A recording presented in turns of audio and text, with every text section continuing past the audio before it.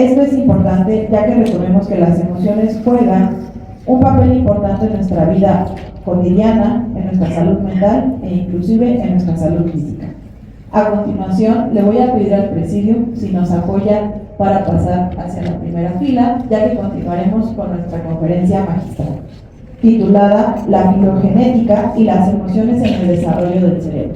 Esta conferencia será desarrollada por el doctor Óscar Solís Salgado, a quien les pido le otorguemos un fuerte aplauso.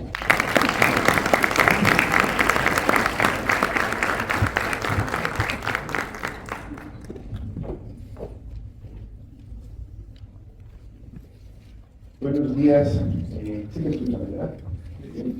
Buenos días a todos, gracias a nuestras autoridades que nos acompañan el día de hoy.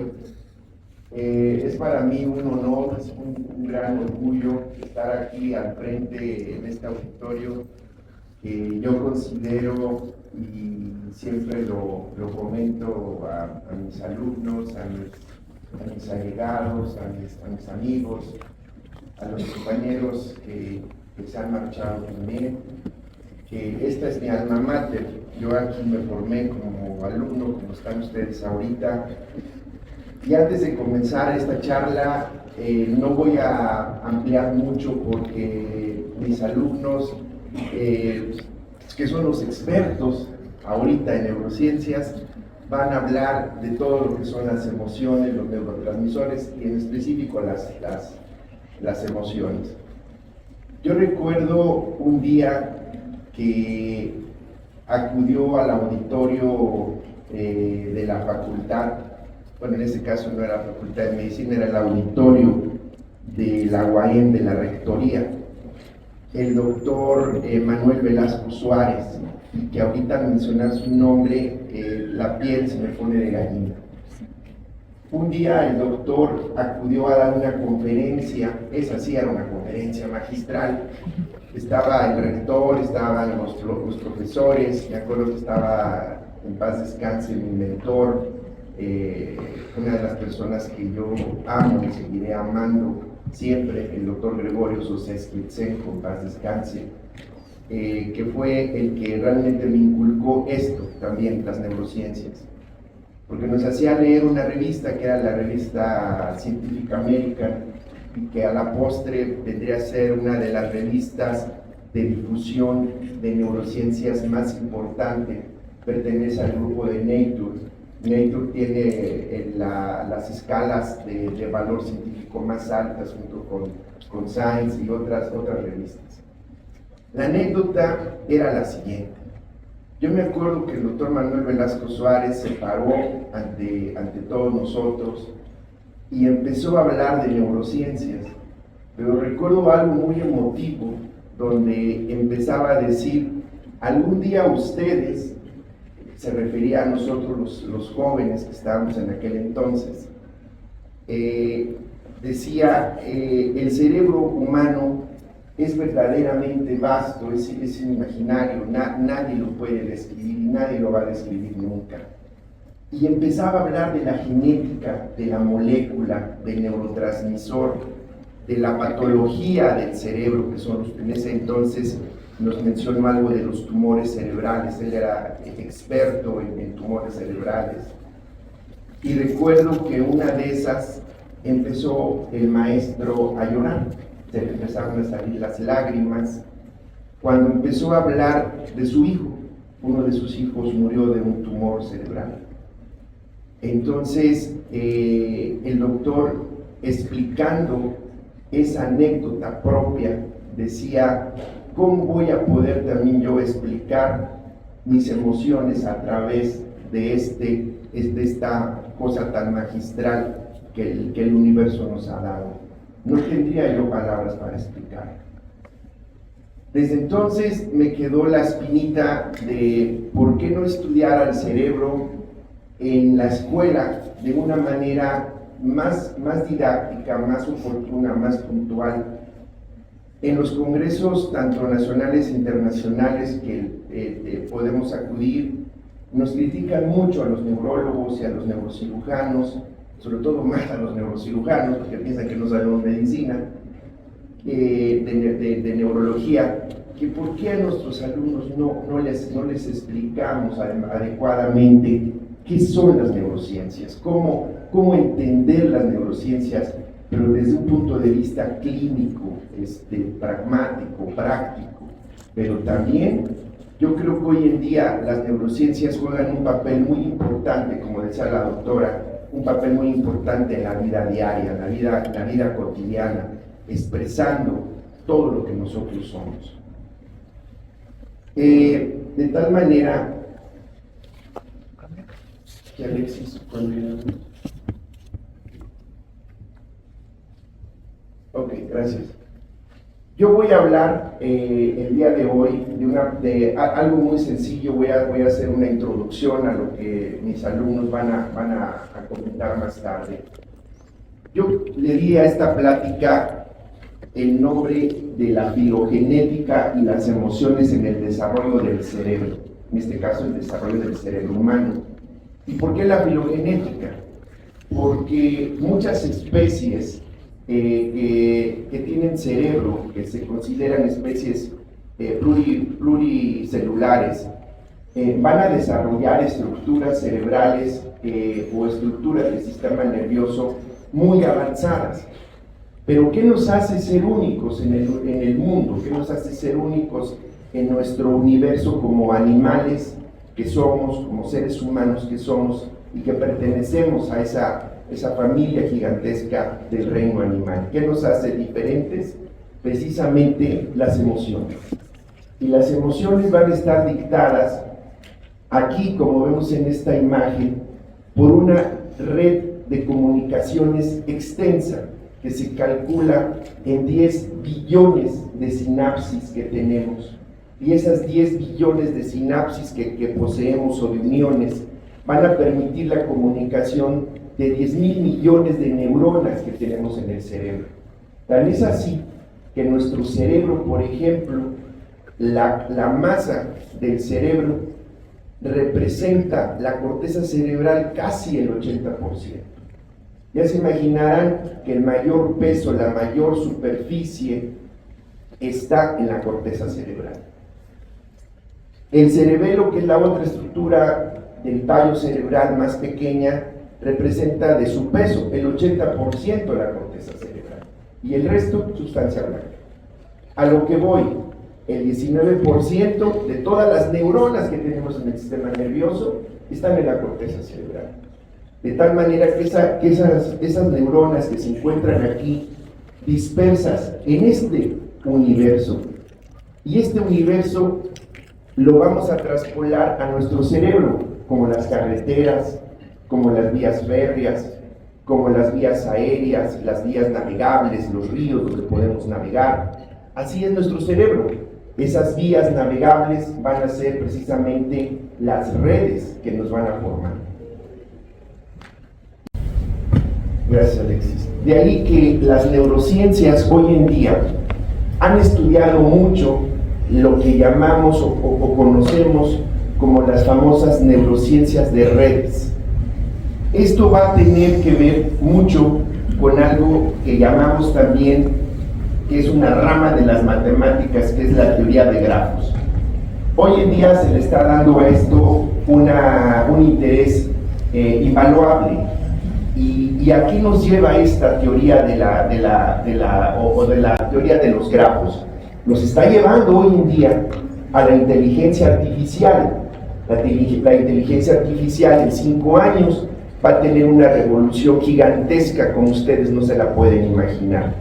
Por ejemplo, ya Tesla va a sacar a un ayudante de neurocirugía para que le ayude a operar, ¿no? Bueno, eso no es verdad.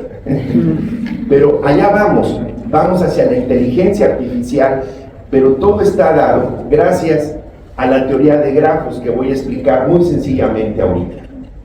Así como puse esa imagen donde nuestro universo está conectado a través de otras galaxias y de otras y de otras y de múltiples galaxias. Así nuestro cerebro va a tener estructuras muy importantes que les vamos a llamar módulos. Y eso fue lo que estudiamos ahora en las clases que que estuvimos dando, de las clases de fisiología. Esos módulos van a representar a los lóbulos cerebrales. Y cada lóbulo cerebral va a tener una característica muy importante, que va a ser específico, especializado y puntual en cada una de las funciones que el ser humano ha desarrollado y que le conocemos como funciones mentales superiores o funciones corticales. Es de ahí que el 80%, recuerden, del peso de nuestro cerebro radica en la corteza cerebral. Todo lo que ustedes, Humberto Eco decía, hay que temer a algo, a lo bueno o a lo malo. Y todo lo bueno y lo malo que el ser humano puede tener, que son las emociones, sean buenas, sean malas, eso no vamos a discutirlo, radican precisamente aquí, en los módulos. Y esos módulos, que son los lóbulos cerebrales, van a estar compuestos a su par por nódulos o nódulos.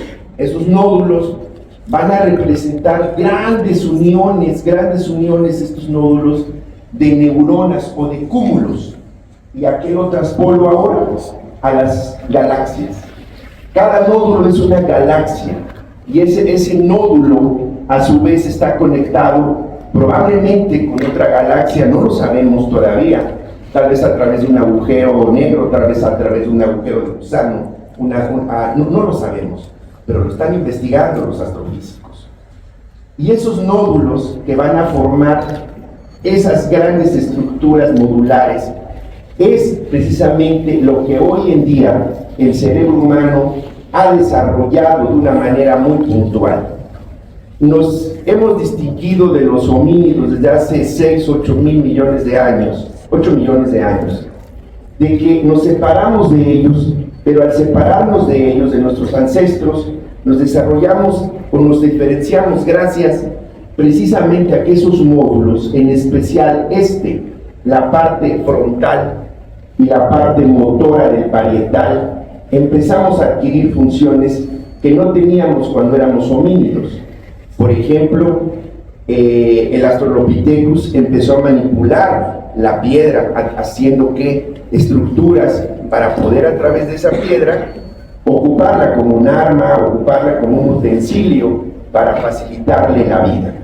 Y así sucesivamente. El Neandertal, por ejemplo, ocupó el fuego, empezó a hacer escritura en piedra, que hay por ahí. Ahorita voy a mostrar una imagen que es muy interesante y que a mí en lo particular me llena de sorpresa y de admiración, que es uno de los homínidos que se desarrolló, que acabamos de descubrir, que es el nombre de el Homo nanelli. Ahora, esos grandes módulos los vamos a entender, comentaba, como los lóbulos. Y tenemos el lóbulo frontal, el parietal, el temporal, el occipital, y las partes mesiales del frontal y del temporal, como veíamos en la clase, que van a representar un sistema que no es un lóbulo como tal, lo comentábamos, pero va a ser un lóbulo funcional, que es precisamente el lóbulo límbico. El sistema límbico, también filogenéticamente hablando, fue lo primero que desarrollamos como Homo sapiens. ¿Y por qué lo desarrollamos primero? Precisamente porque al desarrollar ese sistema límbico, hacerse más especializado, empezamos a desarrollar emociones como la de la ayuda comunitaria, que es lo que dicen los antropólogos. Yo como homínido empezaba a recolectar frutos, a hacer caza, pero entre los demás grupos que yo tenía, hacíamos comunidades, y esas comunidades que hacían camaradería, empezábamos a formar grupos más grandes que formaron los pueblos. Y esos pueblos, hace 100,000 años, empezamos a tener, el Homo sapiens apareció aproximadamente hace 3,000 millones de años, apareció, pero ya empieza a aparecer con esas características, con las características que ahora tenemos, que son las emociones, las funciones cognitivas. Y esas funciones cognitivas pues van a radicar aquí en estos módulos, pero se van a conglomerar en esos nódulos. Y estas redes que ustedes alcanzan a ver aquí, entre más grandes y más grandes sean, es lo que precisamente nos va a hacer seres humanos, lo que nos va a hacer hombres, mujeres, género, ¿sí? Eso es lo que nos va a formar. Por eso decía Humberto Eco, algo le tenemos que temer al bien o al mal, porque estamos hechos de bien y estamos hechos de mal. Y ese bien y mal radica aquí, en los nódulos, en los módulos, y precisamente en estas grandes conexiones que vamos a formar. La que sigue, por favor, Alexis. La que sigue. Ahora, ¿cómo podemos llevar esto a algo tan poético, algo tan filosófico, pero también a algo específicamente científico o de ciencia? La música de la mente. Aquí está la grandiosa mujer Alondra de la Parra dirigiendo una orquesta, que es una mexicana, es una mujer hermosa en el sentido de sus capacidades mentales.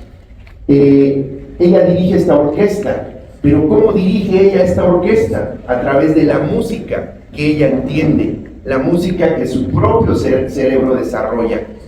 Pero esa música está dada por las emociones que ella tiene, que ella ha desarrollado a través del tiempo.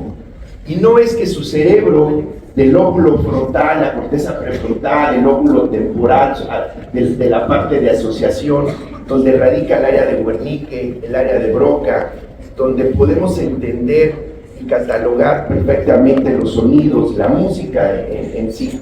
No, es precisamente porque Alondra de la Parra desarrolló esos nódulos muy fuertes e hizo uniones sinápticas muy interesantes, muy poderosas, muy fuertes.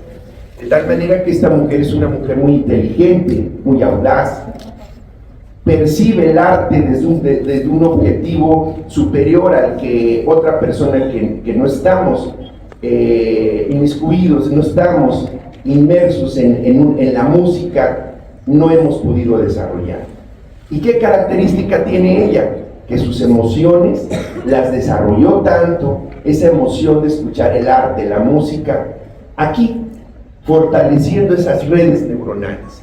Y es precisamente que esas redes neuronales es lo que hace al ser humano diferente a los demás homínidos, y pudimos entonces, se pudo superar y ser ahora lo que somos, Homo sapiens. Al igual que otras especies de animales que vamos a ver ahorita, vamos a ver tres. El cerebro del ser humano es tan especial en las emociones. La que sigue.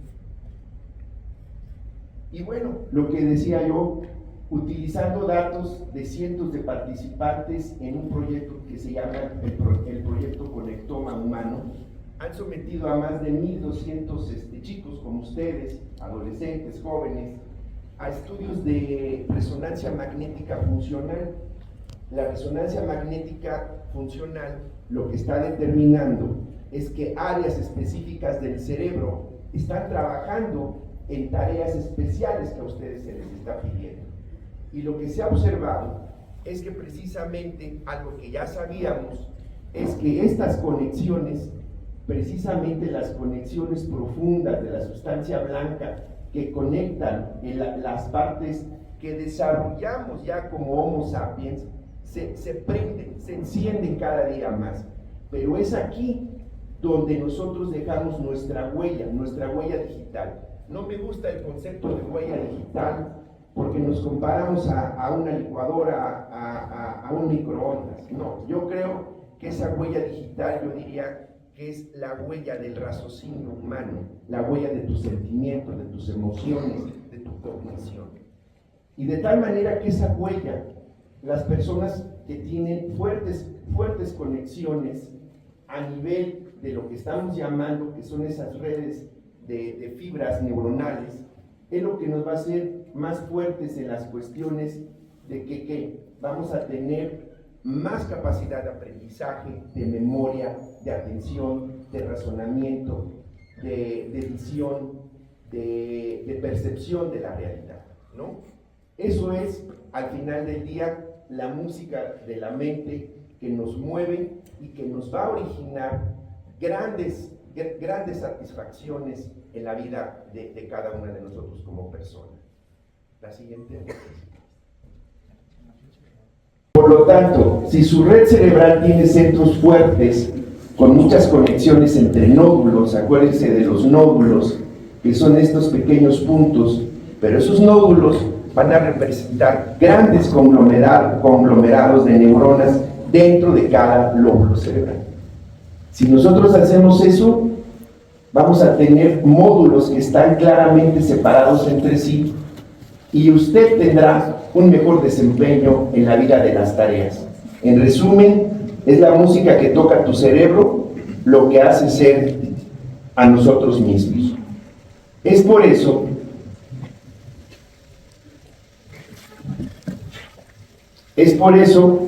que entonces Alondra de la Parra, al desarrollar esos grandes nódulos de su corteza auditiva, de su corteza visual, de su corteza órbito-frontal, donde radican las emociones, y que ahorita les van a explicar esas hermosas áreas del cerebro en la interacción de las distintas emociones.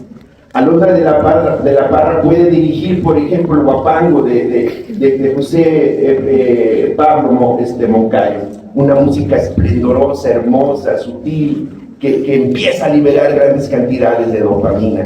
¿Gracias a qué? A las emociones que esta gran mujer puede y nos manifiesta que su cerebro posee. ¿Sí? A ver. Me voy un poquito más rápido. La siguiente, Alexis. Ahí está. Y es lo que les decía, ¿qué nos hace ser diferentes de los demás homínidos, filogenéticamente hablando? El ser humano empezó a desarrollar ciertos genes. Por ejemplo, estos genes van a permitir que desarrollemos la corteza auditiva y la corteza de Broca mejor que cualquier otro homínido. Por ejemplo, el macaco rhesus tiene un área auditiva, pero no tiene un área de Wernicke y no tiene un área de Broca. ¿Por qué? Porque no posee ciertos genes que van a desarrollar grandes cantidades de conexiones neuronales en las áreas de Broca y en las áreas de Wernicke para poder comunicarnos. Por ejemplo, esta que son las células de von Economo, que van a participar en las áreas prefrontales, desarrollando más dopamina y haciendo que estas neuronas se junten y su actividad neuronal sea mayor para la comunicación verbal. Es poniendo ese ejemplo. Pero también algo muy importante, ¿qué hacemos? Aprendemos de lo bueno y aprendemos de lo malo. Por eso hay también neuronas que le llamamos neuronas en espejo. La neurona en espejo quiere decir que está estimulando o estimulándose gracias a que las neuronas, por ejemplo, del área de Wernicke, que es el área de la percepción del lenguaje articulado, lo que yo estoy hablando ustedes me escuchan, pero lo están entendiendo y lo están percibiendo gracias a ¿quién? Al área de Wernicke, que está aquí en la parte donde finaliza la cisura de Silvio. Pero esa área la desarrollamos gracias a las células de von Economo y a que poseemos genes que van a participar en desarrollar a su vez moléculas y neurotransmisores que van a hacer que esas células tengan una funcionalidad específica en el lenguaje, lo que nos separa del resto de los homínidos. Asimismo, estas células en espejo, al poder simular o interpretar la función de su neurona pareja que está enfrente de ella, empezamos a desarrollar redes neuronales que nos van a llevar a la formación de un gran fascículo que va a conectar el área de Wernicke con el área de Broca, que es el área del lenguaje articulado. Y es por eso que aquí la laringe, donde están los músculos de la fonación, se va a activar. Por ejemplo, aquí en el chimpancé, pues el área prefrontal está poco desarrollada. En cambio, en el ser humano, el área frontal, el área prefrontal, el área de la audición, el área de la percepción del lenguaje articulado y de la activación del lenguaje motor, mucho mayor desarrollada que el resto de nuestros mamíferos inferiores. La que sigue. Y bueno, para terminar, no voy a hablar tanto de neurociencias, porque mis alumnos están más que capacitados hoy en día, si no nos vamos a ver en el examen de título, para explicar los neurotransmisores que participan en las emociones y cómo vamos esas conexiones y estructuras neuronales van a participar en el desarrollo de las emociones. Fue también una gran idea de ellos desarrollar esta feria a través de una película que todo mundo vimos. Mis hijas estaban emocionadas cuando salió esta película. Dije, no, yo no la voy a ir a ver. Pero cuando la fui a ver, dije, sí, me dio una pauta para hacer algo después con ustedes. Que fueron precisamente esa película de Intensamente, donde tenemos a personajes que van a desarrollar las emociones de la vida diaria y que ahorita vamos a poder interpretar a través de los neurotransmisores, de las conexiones de los distintos nódulos con nuestros módulos cerebrales, y con esas vías de conexión que son las sinapsis, poder interpretar las emociones que somos, la música que nos mueve. La que sigue. Y entrando un poquito, tenemos al enojo, la que sigue, la tristeza, la siguiente. Pero la tristeza también no la vean como la melancolía que nos agobia. También la tristeza forma parte del desarrollo filogenético del ser humano, del cerebro del ser humano. ¿Por qué? Porque gracias a la tristeza pudimos desarrollar la amígdala, el hipocampo, la corteza órbito-frontal, donde radican las emociones. La parte prefrontal, órbito-frontal, nos dice qué bueno estás haciendo y lo malo que estás haciendo te está deteniendo. Te dice, detente, no hagas tonterías, contrólate. Y es esa tristeza. Por ejemplo, puse un poema de Jaime Sabines que me pone triste, pero me emociona a la vez. Dice, cuando tengas ganas de morirte, esconde la cabeza bajo la almohada y cuenta 4,000 borregos. Quédate 2 días sin comer y verás qué hermosa es la vida. Carne, frijoles, pan, quédate sin mujer, verás. Cuando tengas ganas de morirte, no alborotes tanto, muérete y ya. Es hermoso esto, es verdaderamente bellísimo. Nos desarrolla una serie de emociones, de dopamina, serotonina, noradrenalina. Ella se siente triste al escuchar esto, ¿no? Pero a la vez, esta tristeza, recuerden, dio grandes nódulos en la corteza órbito-frontal para que el hombre sobreviviera, ¿sí? Existiera como lo que somos hoy. La que sigue. El miedo es otro de las emociones de las cuales vamos a hablar, y que también participó muchísimo en el desarrollo de las cortezas somatosensoriales, como es la corteza parietal, la corteza visual y sobre todo la parte mesial de los lóbulos frontales y temporales, que es el sistema límbico. El sistema límbico es el principal sistema que está involucrado en las emociones, gracias a la amígdala y al hipocampo, a la corteza entorrinal, donde radican el olfato y que de ahí te va a conectar con otras emociones, en el área de la profundidad de la cisura de Silvio, donde está la ínsula de Rey, donde también radica la audición, las emociones, el cíngulo, no se diga del cíngulo. En Nature hace 6 años salió que el amor no está en el corazón, el amor está en el cíngulo, así que los cardiólogos casi se ponen un tiro. La que sigue, y la alegría, que es la otra parte fundamental que vamos a ver también hoy en día. La que sigue, Alexis. Y esa alegría también, ¿por qué no manifestar la alegría en todo lo que somos? También en las cosas buenas y en las cosas malas que hacemos radica alegría, y esa alegría también tiene que ver con todo lo que acabamos de comentar. Este es otro poema también de Jaime Sabines, hermoso, que nos hace poner muy alegres, contentos. Si sobrevives, si persistes, canta, sueña, emborráchate. Es el tiempo del frío, ama, apresúrate. El viento de las horas barre las calles, los caminos.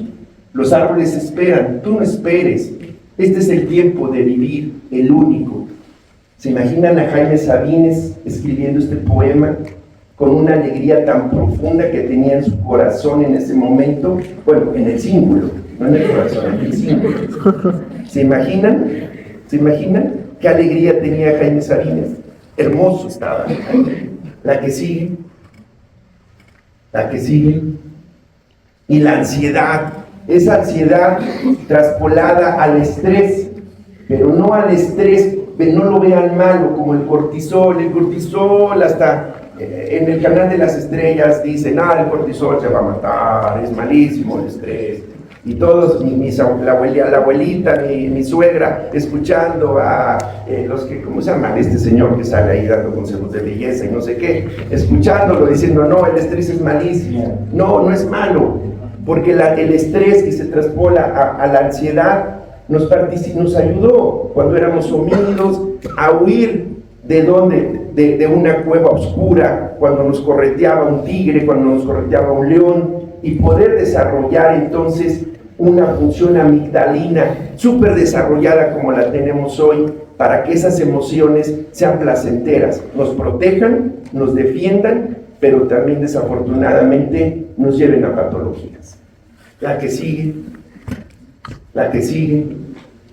Y finalmente voy a terminar con esta anécdota tan hermosa, donde vamos a ver reflejado todas las emociones de las cuales yo he hablado, y ahorita mis alumnos van a explicar de una manera precisa, puntual, magistral, de lo que estamos hablando.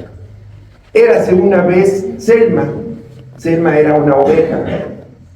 Esa oveja, después de mucho pensar, sin hallar respuesta, le pregunté al viejo sabio. El viejo sabio le pregunté, ¿qué es la felicidad? Sabio, ¿qué es la felicidad? Porque es una emoción. La felicidad puede estar envuelta en tristeza, en llanto, en alegría, en euforia, en ansiedad, en estrés, en miedo, también en miedo. La que sigue. El sabio me contestó, para explicártelo, te contaré la historia de Selma, la oveja. Había una vez una oveja. La que sigue, Alexis. Ahí está la oveja Selma, contemplando el horizonte, y le decía que todos los días al amanecer comía un poco de hierba. Eso es lo que hacía Selma. Pero luego de comer hierba, enseñaba a los niños a hablar, y eso le daba a Selma alegría, también satisfacción le daba. La que sigue es, otra vez, Selma era muy entrenada, era muy disciplinada, hacía ejercicio, ¿sí? Hacía ejercicio. Otra vez comía otro poco de hierba. Ahí está Selma comiendo otro poco de hierba. Al anochecer, platicaba un rato con la señora Meyer.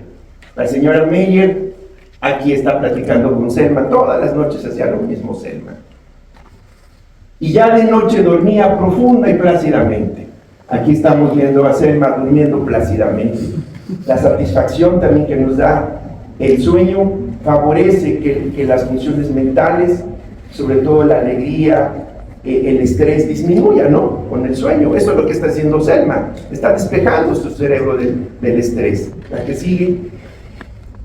Pero un día le preguntaron qué haría si tuviera más tiempo, y Selma respondió: me gustaría todos los días al amanecer comer un poco de hierba, al mediodía hablar con los niños y después hacer algo de ejercicio, comer, al anochecer platicar con la señora Meyer otra vez, y luego, nunca hay que olvidarlo, dormir profunda y plácidamente. Todas las emociones de Selma están reflejadas acá. La que sigue. Pero un día, ¿y qué harías si ganaras la lotería, Selma? Le preguntaron. Selma quedó atónita. Dijo, bueno, entonces comería mucha hierba, y de preferencia al amanecer. Platicaría mucho con los niños y después haría ejercicio. Por la tarde comería más hierba. Y al anochecer platicaría muy a gusto con la señora Meyer. Y al final de todo, dormiría profunda y plácidamente. Ahí están reflejadas muchas emociones, o todas las emociones. Es por eso que un día, tan famosa que se hizo Selma, que Salman Rushdie fue a entrevistarla. Salman Rushdie, un escritor fenomenal, que le preguntó, tal vez los pájaros nos han enseñado, tal vez no. Tal vez seamos solo criaturas en busca de una exaltación. ¿A qué nos referimos? Somos productos de la música del cerebro que nos guía y que nos conecta. No tenemos mucha. Nuestras vidas no solo son lo que se merecen, son, convengámoslo, deficientes en muchos sentidos penosos. Las canciones las convierten en algo distinto. Y esas canciones, acuérdense, son las grandes redes neuronales que vamos a formar día a día a través de las emociones y que nos van a hacer cada día diferentes. La canción nos muestra un mundo digno de nuestros anhelos, nos muestra a nosotros mismos como podríamos ser si fuéramos dignos de esa palabra. Al principio de las pláticas con mis alumnos, siempre les recuerdo que Salman Rushdie hacía esta hermosa frase, estas hermosas frases que salieron de sus emociones. Y nosotros, los que nos dedicamos a la medicina, vamos a tener contacto con estas 5 grandes primicias. Esos misterios que guardan las llaves del oculto, el acto del amor. El ser humano tiene amor, siente amor. Y nosotros como médicos vamos a percibir el amor, pero a través también de la distorsión de las emociones del amor, que es la tristeza. El nacimiento de un niño, que también nos da alegría. En la contemplación del gran arte, lo que decíamos con esa gran mujer, Alondra de la Parra, que desarrolló grandes conexiones con sus áreas somatosensoriales. Y estar en presencia de la muerte o el desastre. Y escuchar la voz humana elevándose en una canción. Esa voz humana que se eleva en una canción, ¿qué son? Esos nódulos que se han desarrollado en los módulos y que han creado grandes emociones y grandes pensamientos. Con esto termino mi plática. Les doy las gracias por haberme escuchado, por estar aquí, y sobre todo quiero dar las gracias a los jefes de grupo, a Ailén, Alejandro, Alexis, por haber organizado también ustedes, sobre todo al grupo cuarto B, cuarto C de neurofisiología, por hacer real esto. El doctor Gregorio Sosensky Etsenko, yo sé que nos está escuchando, su espíritu también anda por aquí dando vueltas. Y yo creo que está contento de que traigamos las neurociencias nuevamente a la Facultad de Medicina. Muchas gracias.